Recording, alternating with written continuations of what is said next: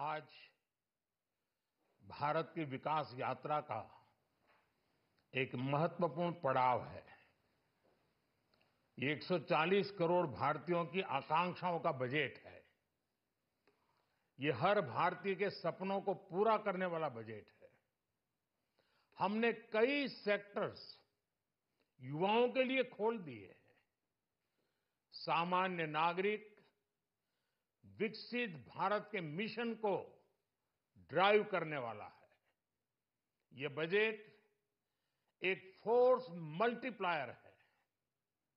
ये budget savings को बढ़ाएगा, इन्वेस्टमेंट को बढ़ाएगा, कंजम्पशन को बढ़ाएगा और ग्रोथ को भी तेजी से बढ़ाएगा। मैं वित्त मंत्री निर्मला सीतारमण जी और उनकी पूरी टीम को इस जनता जनार्दन का बजट, पीपल्स का बजट, इसके लिए बहुत बहुत बधाई देता हूं। साथियों, आमतौर पर बजट का फोकस इस बात पर रहता है कि सरकार का खजाना कैसे भरेगा, लेकिन ये बजट उससे बिल्कुल उल्टा है। लेकिन ये बजट देश के नागरिकों की जेब कैसे भरेगी, देश के नागरिकों की बचत कैसे बढ़ेगी और देश के नागरिक विकास के भागीदार कैसे बनेंगे, ये बजट इसकी एक बहुत मजबूत नींव रखता है।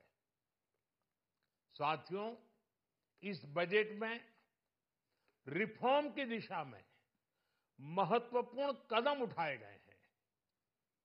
न्यूक्लियर एनर्जी में प्राइवेट सेक्टर को बढ़ावा देने का निर्णय बहुत ही ऐतिहासिक है।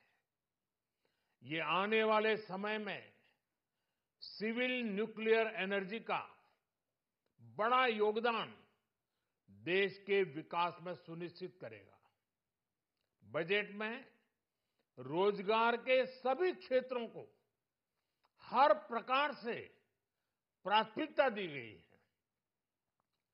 लेकिन मैं दो चीजों पर ध्यान आकर्षित करना चाहूंगा।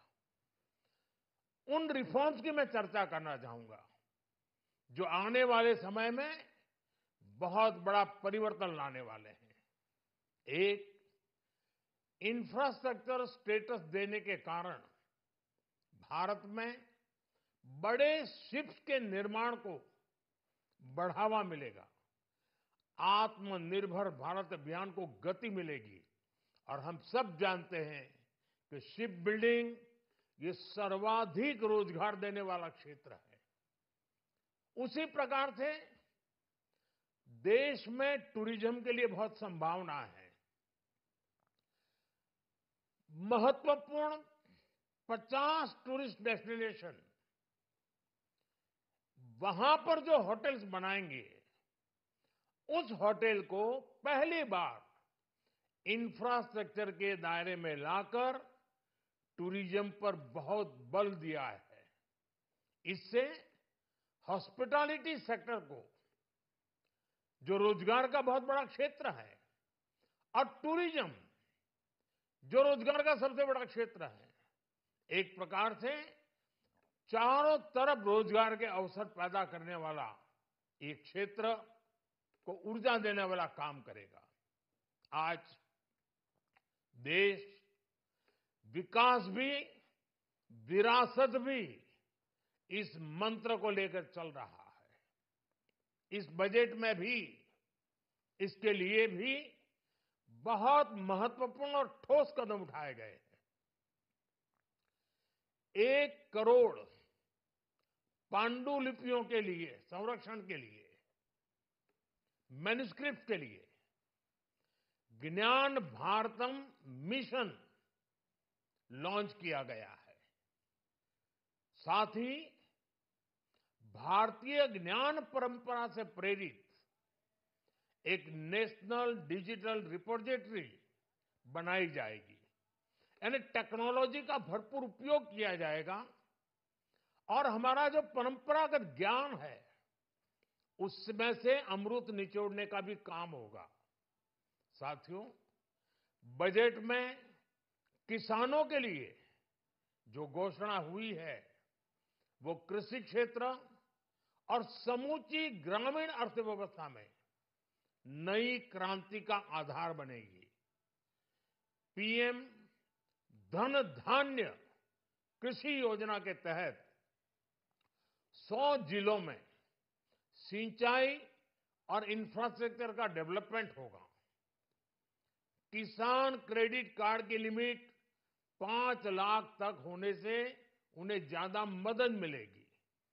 साथियों, अब इस बजट में 12 लाख रुपए तक की आय को टैक्स से मुक्त कर दिया गया है। सभी आय वर्ग के लोगों के लिए टैक्स में भी कमी की गई है। इसका बहुत बड़ा फायदा हमारे मिडिल क्लास को, नौकरी पेशे करने वाले जिनकी आय बंधी हुई है ऐसे लोगों को, मिडिल क्लास को इससे बहुत बड़ा लाभ होने वाला है। उसी प्रकार से जो नए नए प्रोफेशन में आए हैं, जिनको नए नए जॉब मिले हैं, इनकम टैक्स की ये मुक्ति उनके लिए एक बहुत बड़ा अवसर बन जाएगी। साथियों, इस बजट में मैन्युफैक्चरिंग पर 360 डिग्री फोकस है ताकि एंटरप्रेन्योर्स को, एमएसएमईज को, छोटे उद्यमियों को मजबूती मिले और नई जॉब पैदा हो। नेशनल मैन्युफैक्चरिंग मिशन से लेकर clean tech, leather, footwear, toy industry जैसे अनेक सेक्टर्स को विशेष समर्थन दिया गया है। लक्ष्य साफ है कि भारतीय प्रोडक्ट्स ग्लोबल मार्केट में अपनी चमक बिखेर सके। साथियों, राज्यों में इन्वेस्टमेंट का एक वाइब्रेंट कॉम्पिटिटिव माहौल बने, इस पर बजट में विशेष जोर दिया गया है। एमएसएमईज और स्टार्टअप के लिए क्रेडिट गारंटी को दोगुना करने की घोषणा भी हुई है।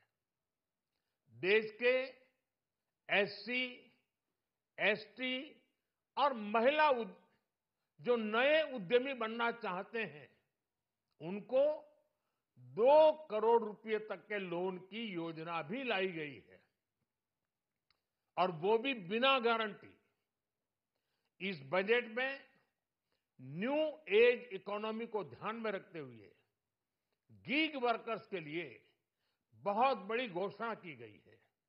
पहली बार गीग वर्कर्स का ई श्रम पोर्टल पर रजिस्ट्रेशन किया जाएगा। इसके बाद इन साथियों को स्वास्थ्य सेवा और दूसरी सोशल सिक्योरिटी स्कीम्स का लाभ मिलेगा। ये डिग्निटी ऑफ लेबर, इसके प्रति श्रम एव जयते के प्रति सरकार के कमिटमेंट को दर्शाता है।